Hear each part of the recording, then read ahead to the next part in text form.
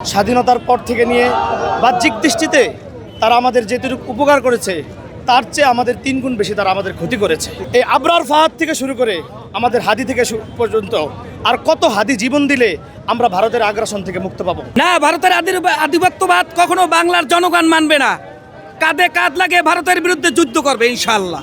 ভারত আমাদের এই বাংলাদেশের কোনো অভ্যন্তরীণ বিষয়ে নাক গলাবে, কোনো বিষয়ে তারা প্রতিক্রিয়া দেখাবে, তখন বুঝবেন যে বাংলাদেশ সঠিক পথে আছে। ভারত আমাদের এই সার্বভৌমত্বের উপর তারা সর্ব অবস্থায় তারা আমাদের সবসময় হস্তক্ষেপ চেয়েছে।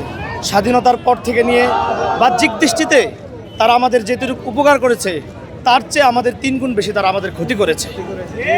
এই আবরার ফাহাদ থেকে শুরু করে আমাদের হাদি থেকে পর্যন্ত আর কত হাদি জীবন দিলে আমরা ভারতের আগ্রাসন থেকে মুক্ত পাবো। একটা হাদিকে তারা খুন করতে পারছে, এই লক্ষ লক্ষ হাদিকে তারা কিভাবে দমিয়ে রাখতে পারবে? এক হাদিকে তারা হত্যা করতে পারবে, কিন্তু লক্ষ হাদির আমাদের ভিতরে জাগরণ তৈরি, আগুন ধরিয়ে গেছে। এই আগুন নিভানোর মতো কোনো বুলেট আজ পর্যন্ত পৃথিবীতে তৈরি হয়নি। কোনো বুলেট আজ পর্যন্ত আমাদের এই হাদিময়, আমরা সবাই হাদি। আমি হাদি হব, আমার একটা সন্তান আছে সে হাদি হবে, তার পরবর্তী প্রজন্ম হাদি হবে। কসম করে বলে যাচ্ছি, হাদির কোনো কাজ অসম্পূর্ণ থাকবে না ইনশাআল্লাহ। কোনো কাজ, হাদির কোনো কাজ অসম্পূর্ণ থাকবে না, কেউ রাখবে না। আবরার ফাহাদ থেকে শুরু করে হাদি, আরো পরবর্তীতে আমরা বলতে চাই খুনিদেরকে, তোমরা হেরে গেছো, হাদিরা জিতে গেছে। তোমরা এই আজকের এই অবস্থা দেখে যাও, জানাজার এই লক্ষ লক্ষ মানুষের কিসের টান, যে যার সাথে কোনো রক্তের সম্পর্ক নেই, কোনো দিন তার সাথে দেখাও হয় নাই, কেন তার জন্য আমাদের চোখের পানি ঝরতেছে?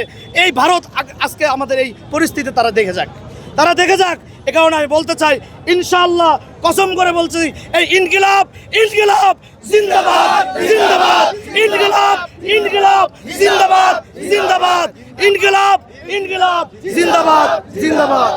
50 লক্ষের উপরে লোক হয়েছে। বলেন না, ভারতের আধিপত্যবাদ কখনো বাংলার জনগণ মানবে না।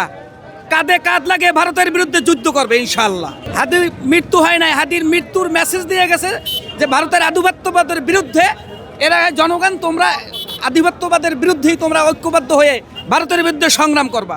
না, এটা শুধু আজকের না, তো এটা অদূর ভবিষ্যৎ 1947 সাল থেকে এরকম ভারতের বিরুদ্ধে যারাই সংগ্রাম করছে তাদের বিরুদ্ধে মেজর জেনারেল জিয়াউর রহমান, তাকেও তারা হত্যা করছে, আবরার ফাহাদকে হত্যা করছে।